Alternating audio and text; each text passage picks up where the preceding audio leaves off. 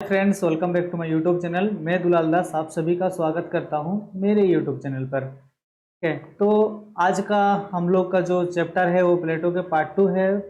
हम लोग इसमें प्लेटो के न्याय संबंधी के बारे में हम लोग चर्चा करेंगे। तो साथ में ये कहना चाहता हूं कि मेरा जो क्लास करने का मकसद है आप सभी को यूजीसी नेट का, पीजी का, ग्रेजुएशन का, ये सभी में सब मिलता है ना।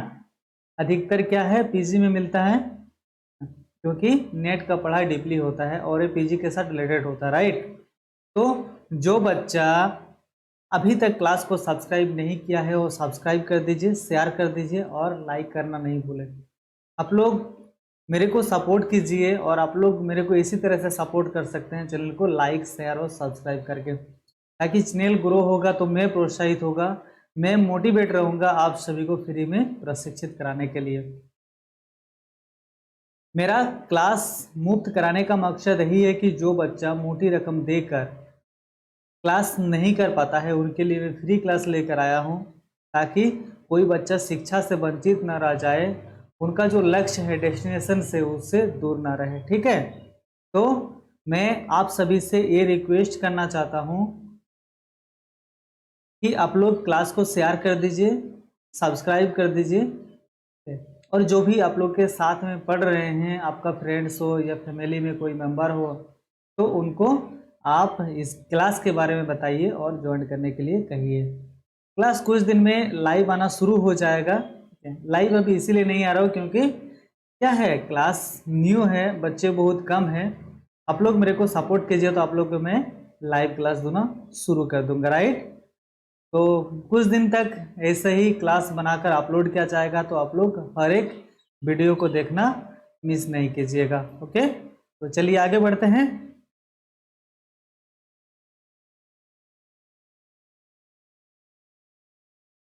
आज हम लोग देखेंगे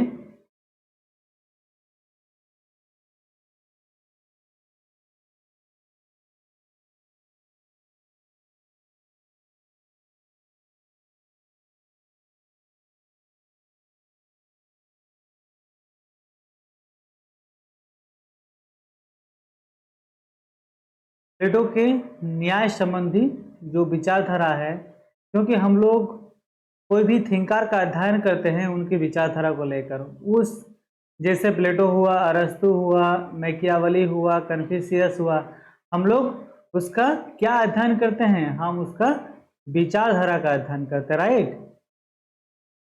हम लोग उस व्यक्ति का विचारधारा का अध्ययन करते हैं। तो प्लेटो की न्याय संबंधी क्या विचारधारा है, इन्हीं के बारे में हम लोग अभी चर्चा करेंगे, राइट। प्लेटो का न्याय सिद्धांत तो जो था वो राजनीतिक विचारधारा में काफी महत्वपूर्ण था, राइट। राजनीतिक विचारधारा में काफी महत्वपूर्ण था और इसी का दर्शन हमको प्लेटो के ग्रंथ रिपब्लिक में देखने को मिलता है, राइट। तो प्लेटो महाराज का जो विचारधारा था न्याय को लेकर वो काफी ज्यादा महत्वपूर्ण था और हमको इसका दर्शन रिपब्लिक, उनका जो ग्रंथ है सबसे महत्वपूर्ण ग्रंथ रिपब्लिक में हमको देखने को मिलता है। ठीक है, प्लेटो के समस्त राजनीतिक चिंतन का उद्देश्य एक ऐसी आदर्श राज्य की स्थापना करना है जो सक्षम, स्थिर, व्यवस्थित और आत्मसंयमी हो। प्लेटो महाराज का न्यायिक व्यवस्था किस आधार पर होता है कि वो राज्य चाहता है कि राज्य सक्षम हो, स्थिर हो और व्यवस्थित हो और आत्मसंयमी हो। आत्म संयमी हो यानी कि राज्य सेल्फ डिपेंडेंसी हो, है ना, सेल्फ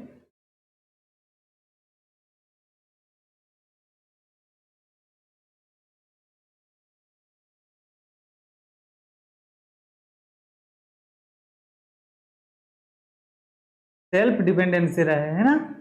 तो इस बारे में उन्होंने चर्चा करता है। फिर उन्होंने कहता है कि अपने आदर्श राज्यों को एक ऐसी न्याय सिद्धांत पर आधारित करना चाहता था जो राज्यों को एकता प्रदान करे। उन्होंने कहता है कि राज्य के न्यायिक व्यवस्था ऐसा हो जिसमें क्या है, राज्य के सभी जो व्यक्ति है, सभी जो वर्ग है, उन्होंने व्यक्ति से ज्यादा वर्ग पर ध्यान दिया और उन्होंने राज्यों को 3 वर्ग में बांटा था। हम लोग आगे पढ़ेंगे।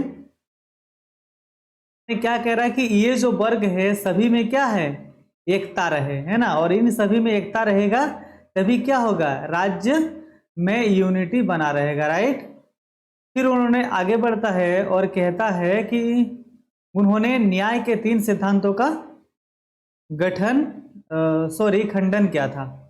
उन्होंने न्याय का जो 3 सिद्धांत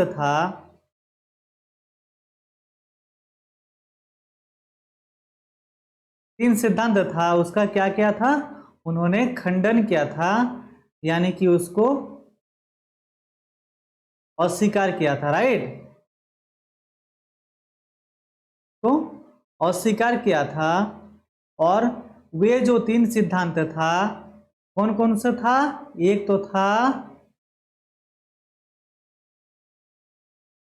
परंपरावादी सिद्धांत,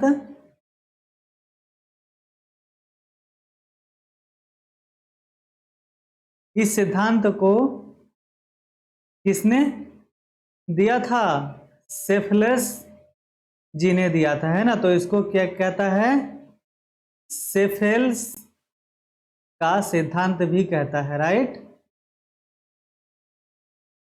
सेफेल्स का सिद्धांत भी कहता है। फिर एक आता है उग्रवादी सिद्धांत,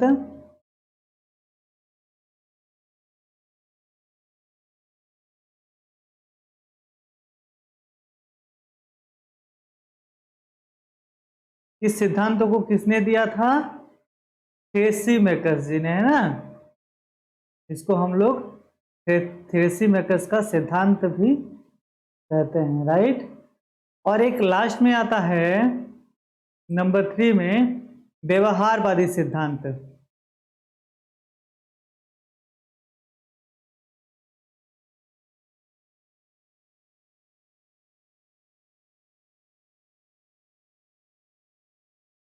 इस सिद्धांत को ग्लार्को महोदय ने दिया था, तो इसीलिए इसको ग्लार्को सिद्धांत कहते हैं, राइट। आगे बढ़ते हैं।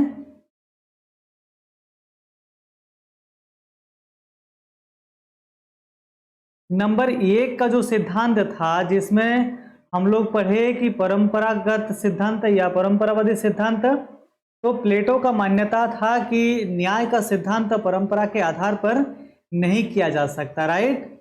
फिर नंबर 2 में जो था उग्रवादी सिद्धांत, प्लेटो कहता है कि न्याय का स्वरूप उग्र नहीं हो सकता है। प्लेटो कहता है कि उग्रवादी के स्थान पर नैतिकता पर बल दिया जाना चाहिए। प्लेटो क्या कहता है कि उग्रवादी तो बिल्कुल नहीं चलेगा, उग्रवादी के स्थान पर किस चीज में बल दिया जाना चाहिए, नैतिकता पर बल दिया जाना चाहिए, है ना।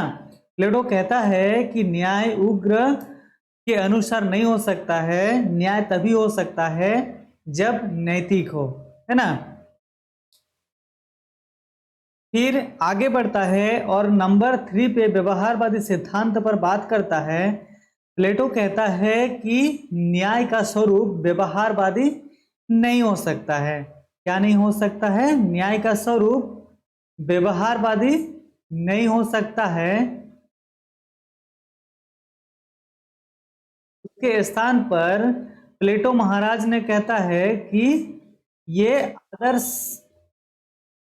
आदर्शात्मक होना चाहिए, यानी कि आदर्शवादी के रूप में इसका स्वरूप को ढालना चाहिए, ठीक है। प्लेटो कहता है कि व्यवहारवादी के रूप में न्याय को स्थापित नहीं किया जा सकता है जब तक कि आदर्शात्मक ना हो, राइट।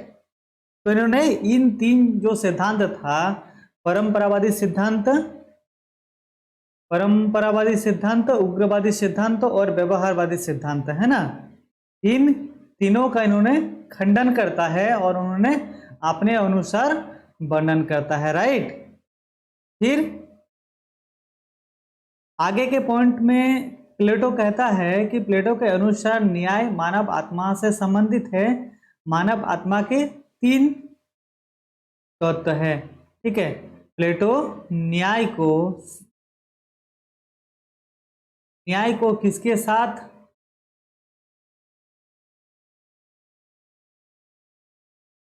रखते हैं? उसको मानव आत्मा के साथ रखते हैं और कहता है कि मानव आत्मा के द्वारा या मानव आत्मा से संबंधित क्या है? 3 तत्व है। और वो क्या क्या है? ही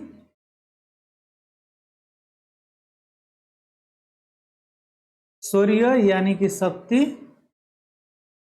और तृष्णा, या फिर इसको हम लोग इच्छा कह सकते हैं ना, बुद्धि और विवेक।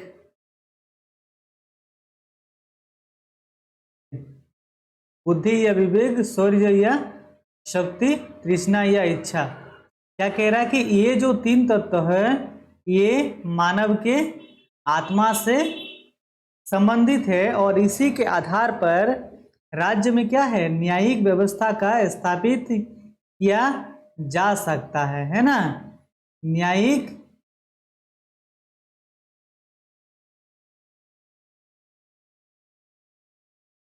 व्यवस्था का स्थापित किया जा सकता है ना।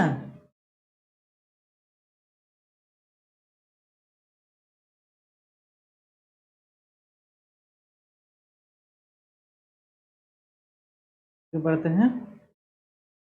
अभी हम लोग बात करें कि वर्तमान की जो न्यायिक व्यवस्था है, तो वर्तमान की न्यायिक व्यवस्था और प्लेटो की न्यायिक व्यवस्था, राइट। प्लेटो के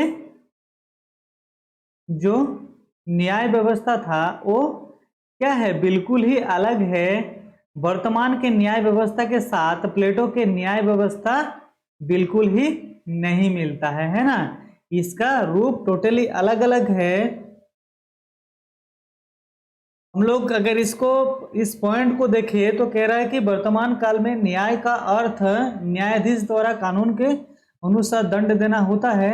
वहां प्लेटो के अनुसार न्याय की अवधारणा कानूनी रूप से परिभाषित नहीं किया जा सकता है। यह कानूनीपन के क्षेत्र में न आकर सामाजिक नैतिकता से संबंधित है, राइट। वर्तमान का न्याय क्या है? ये कानूनी रूप में है, लेकिन ये क्या है? सामाजिक रूप में है। और ये क्या कहता है कि समाज का जो 3 वर्ग है जिसमें बटा है शासक वर्ग जिसमें बुद्धि होगा, वो शासक वर्ग के रूप में, जिसमें शक्ति होगा यानी कि शौर्य होगा वो सैनिक वर्ग के रूप में, और लास्ट में कहा है कि तृष्णा जिसमें इच्छा होगा उसको उत्पादक वर्ग में रखा हुआ है। ठीक है, जो कृषि कार्य वगैरह करेंगे। तो ये जो 3 वर्ग है, ये जो 3 वर्ग है, ये 3 वर्ग क्या है? अपना आत्मा के अनुसार वे अपना अपना कार्य को करेंगे, राइट। तो इसमें कोई भी राज्य की हस्तक्षेप भी नहीं है, क्योंकि वो क्या है? अपना यूनिटी के अनुसार अपना अपना कर्तव्य पर बल देंगे। जब अपना अपना कर्तव्य पर बल देंगे तो कोई भी दंड होने के सवाल ही नहीं उठता है। तो इसीलिए प्लेटो महाराज ने कहता है कि न्याय जो है मानवीय आत्मा के साथ संबंध है और मानवीय आत्मा के आधार पर ही वर्गों का उन्होंने निर्माण करता है। और उन्होंने कहता है कि इन 3 वर्ग अपना अपना नैतिक आधार पर जो समाज को जरूरत है उसके आधार पर उन्होंने कार्य करेंगे, जो समाज को जरूरत है उसके आधार पर नैतिकता पर बल देंगे, राइट। लेकिन वर्तमान की जो न्यायिक व्यवस्था है वो संपूर्ण अलग है। वो कहता है कि नहीं, ये कानूनी रूप से होगा। अगर किसी ने गलत करता है तो उसको दंड देगा, राइट, दंड देगा। लेकिन दंड किसने देगा? न्यायाधीश ने देगा, न्यायाधीश ने देगा। तो वर्तमान के कानून व्यवस्था संपूर्ण क्या है? सॉरी, न्यायिक व्यवस्था संपूर्ण कानूनी आधार पर टिका हुआ है। ठीक है, ये न्यायाधीश द्वारा जो गलत करता है, जो कानून का या फिर जो भी सामाजिक रीति रिवाज, उन्होंने कोई गलत व्यवहार करता है, कोई दोष करता है तो उसका दंड न्यायाधीश ने देता है। लेकिन ये प्लेटो के जो न्यायिक व्यवस्था है इसमें कहता है कि नहीं, ऐसा कुछ भी नहीं है। समाज का 3 वर्ग में बांटा हुआ है और वे आत्मा के अनुरूप ही कार्य करते हैं। राइट।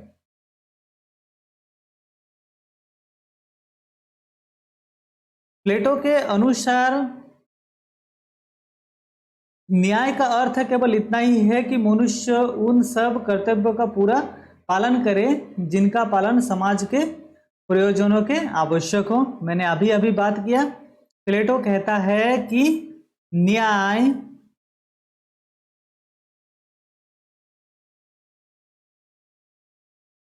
केवल उतना ही जरूरत है जिसे क्या है, समाज को जरूरत है, और समाज के अनुरूप ही कार्य पर या नैतिकता पर ध्यान देना चाहिए, है ना।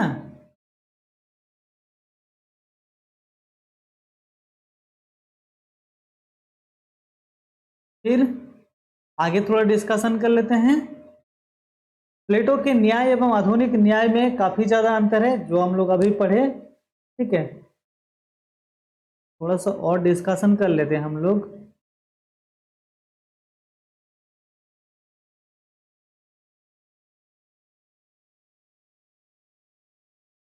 प्लेटो के न्याय, ठीक है, प्लेटो के न्याय क्या है, मानव के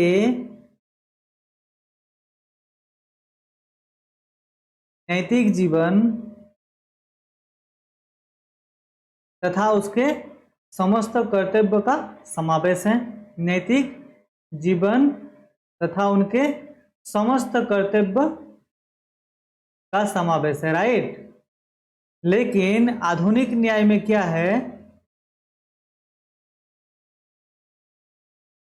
केवल और केवल मानव केवल मात्र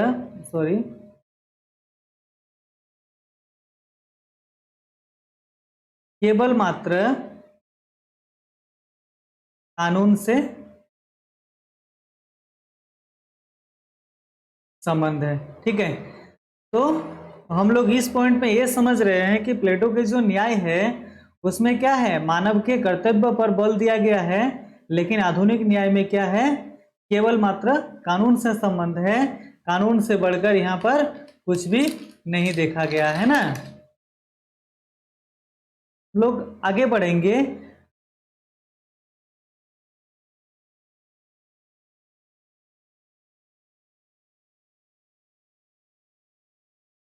प्लेटो ने 2 तरह की न्यायिक व्यवस्था पर बल देता है। इसमें क्या है, व्यक्ति से संबंधित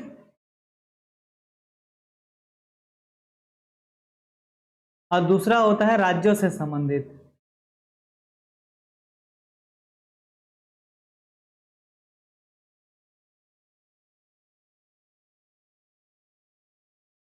ये दोनों न्याय पर इन्होंने बल देता है, तो हम लोग पहला वाला डिस्कशन कर लेते हैं।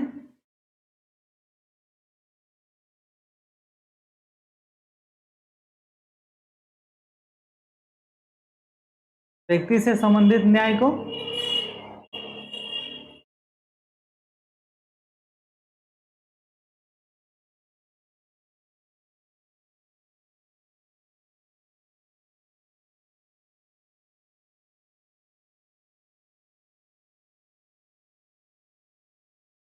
प्लेटो के न्याय व्यवस्था यानी कि प्लेटो के न्याय सिद्धांत, ठीक है, लोग डिस्कशन कर लेते हैं कि प्लेटो के न्याय सिद्धांत नैतिकता से संबंधित है। राइट, क्या है, नैतिकता से संबंधित है।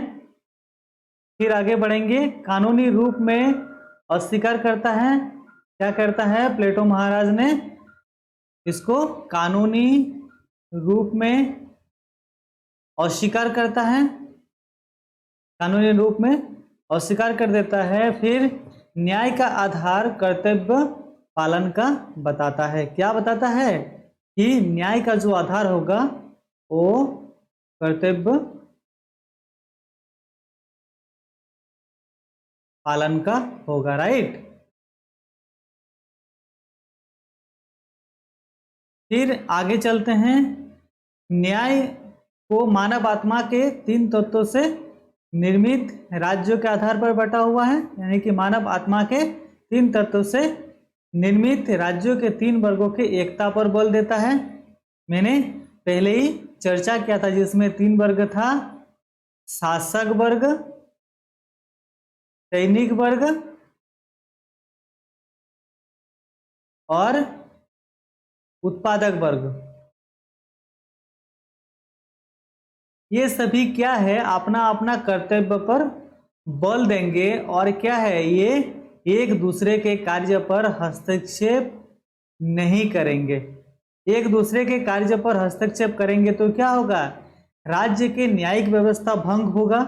इसीलिए प्लेटो कहता है कि नहीं, मानवीय आत्मा के अनुसार जो 3 वर्गों का निर्माण हुआ है, वो 3 वर्ग क्या है, अपना अपना कर्तव्य पर बल दे और राज्य के जो यूनिटी है, स्टेट की यूनिटी है, उसको बनाए रखे। और ये तभी संभव है जब किसी के कार्यों पर हस्तक्षेप नहीं करेंगे, ठीक है।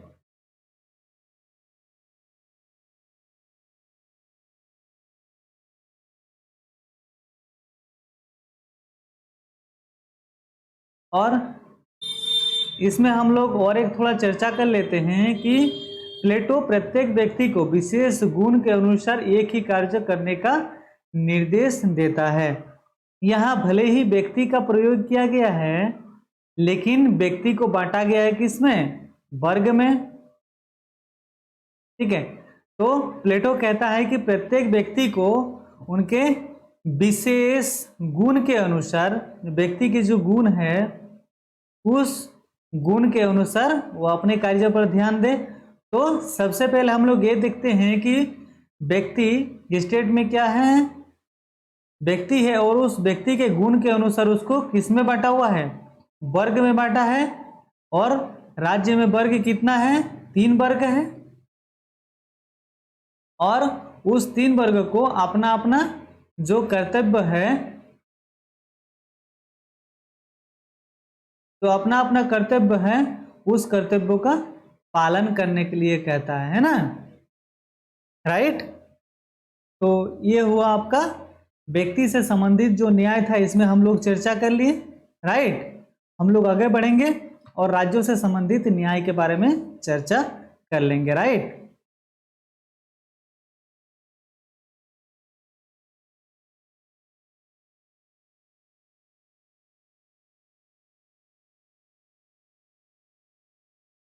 राज्यों से संबंधित न्याय को हम लोग अभी देखेंगे।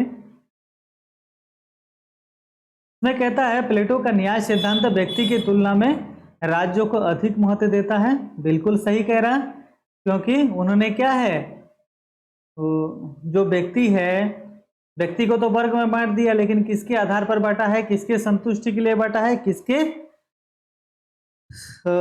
यूनिटी के लिए बटा हुआ है, राज्य के लिए बटा हुआ है ना। ये भी कहता है कि व्यक्ति का जो गुण है, व्यक्ति के गुण के अनुसार ही राज्य विकसित हुआ है। राज्य कोई आकाश से तो टपका नहीं है। राज्यों का निर्माण किसने किया है, व्यक्ति ने निर्माण किया है।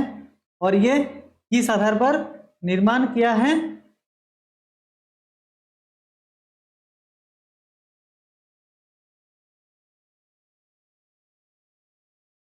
ये किस आधार पर निर्माण किया है कि व्यक्ति का जो गुण है, व्यक्ति का जो दोष है, उसके आधार पर क्या है, राज्य को निर्मित किया गया, क्रिएशन किया गया। और उसके आधार पर ही, जिस आधार पर व्यक्ति का दिमाग है, उस आधार पर राज्य का भी ये कह सकते हैं कि मस्तिष्क है। और राज्य का मस्तिष्क किससे संबंधित है, व्यक्ति के मस्तिष्क के साथ संबंध है।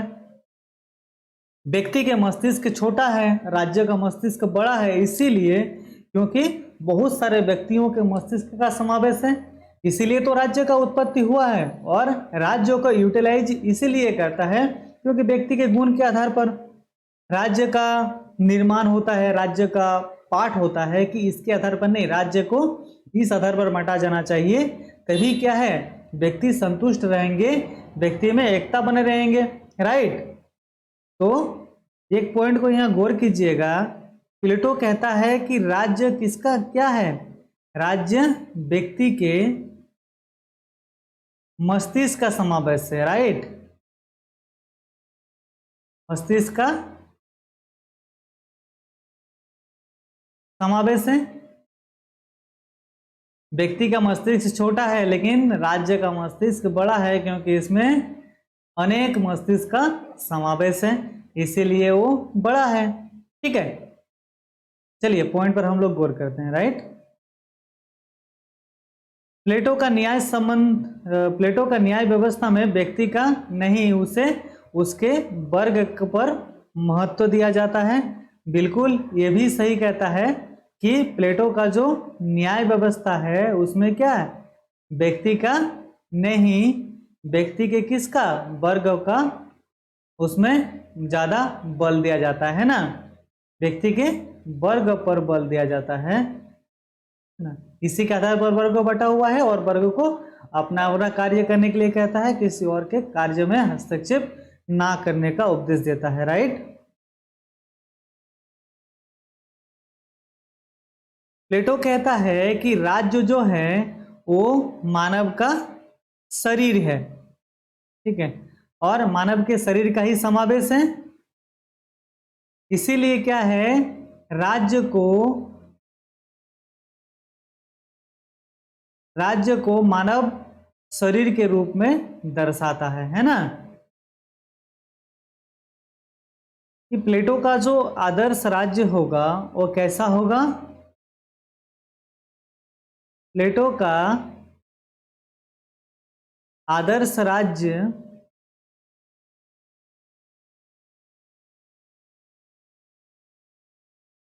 शिक्षा और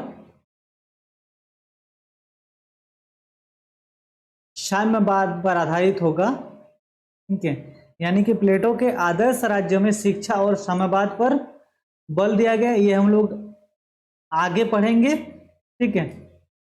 ये इसीलिए बल दिया गया है कि शिक्षा, व्यक्ति में जब तक शिक्षा नहीं होगा तब तक नैतिकता संभव नहीं होगा, इसीलिए क्या है, व्यक्ति में शिक्षा महत्वपूर्ण है,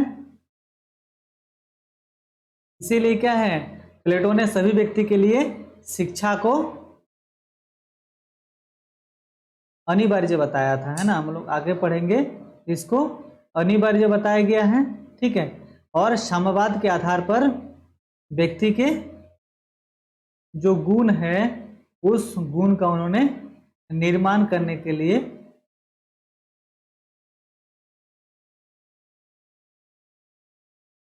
व्यक्ति का जो गुण है उस गुण में उन्होंने निर्माण करने का बल देने के लिए साम्यवाद की बात करता है कि जब तक साम्यवाद नहीं होगा तब तक राज्य संभव नहीं होगा, राइट।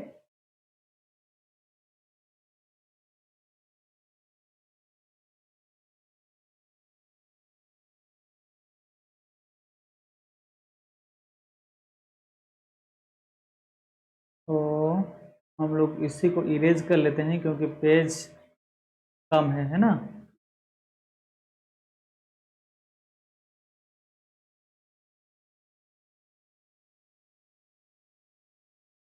हम लोग इसी में थोड़ा शॉर्ट लिस्ट को देख लेते हैं, राइट।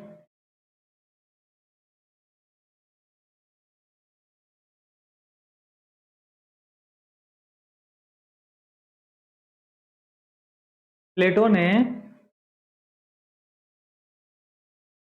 न्याय प्रशासन में स्थापना करने के लिए प्लेटो ने 4 प्रकार के न्यायालयों की बात करता है। कितने प्रकार के, प्लेटो ने उसके जो न्यायिक व्यवस्था था उसमें स्थापित करने के लिए 4 प्रकार के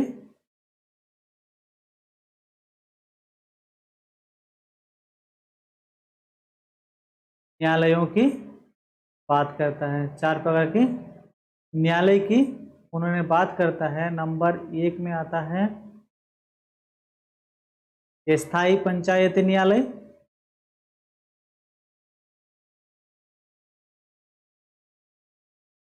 नंबर 2 में आता है क्षेत्रीय न्यायालय।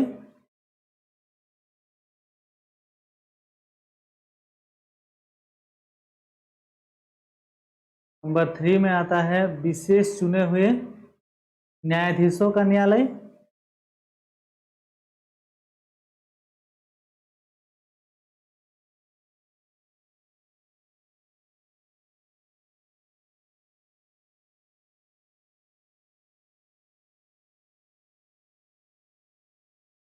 और नंबर 4 में आता है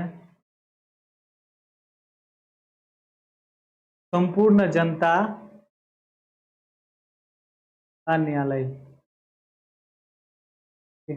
ये जो 4 न्यायालय है, इसको अगर अभी हम बात करें कि अभी जो न्यायालय है, वर्तमान की जो न्यायिक व्यवस्था है,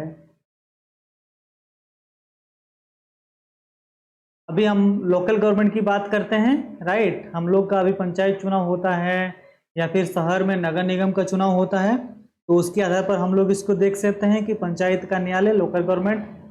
क्षेत्रीय न्यायालय के रूप में हम लोग देख सकते हैं कि सिविल कोर्ट को। तो प्लेटो महाराज ने पहले ही सोचा था कि इसके आधार पर न्याय को बांटा जाना चाहिए, जिससे आधार पर राज्य में न्यायिक व्यवस्था को स्थापित किया जा सके। भले ही इनका विचारधारा अलग अलग था, अभी के न्यायिक व्यवस्था के साथ नहीं मिलता है, क्योंकि प्लेटो ने मानवीय आत्मा के न्यायिक व्यवस्था पर बल दिया था और अभी का न्यायिक व्यवस्था संपूर्ण कानूनी व्यवस्था पर आधारित होता है, संपूर्ण न्यायाधीश के ऊपर डिपेंड करता है, ठीक है, सही और गलत का फैसला लेने के लिए। विशेष चुने हुए न्यायाधीशों का न्यायालय के रूप में अभी हम लोग हाईकोर्ट को देख सकते हैं, और संपूर्ण जनता का न्यायालय हम लोग सुप्रीम कोर्ट को देख सकते हैं, सर्वोच्च न्यायालय को, राइट। तो इसके आधार पर प्लेटो महाराज जी ने बात किया था कि राज्य तो होगा, राज्य का स्थापित होगा मनुष्यों के मस्तिष्क के अनुसार, लेकिन राज्य में न्यायिक व्यवस्था 4 प्रकारों पर बटा रहेगा। एक है स्थायी पंचायत न्यायालय, दूसरा है क्षेत्रीय न्यायालय, तीसरा है विशेष चुने हुए न्यायाधीशों का न्यायालय, और चौथा रहेगा संपूर्ण जनता का न्यायालय, ठीक है। तो आज के चैप्टर में इतना ही, हम लोग फिर आगे मिलेंगे, आगे वीडियो में हम लोग पार्ट 3 में बात करेंगे, ठीक है। तो तब तक के लिए धन्यवाद। हम लोग, ठीक है, अगले चैप्टर में मिलेंगे एक नया वीडियो के साथ।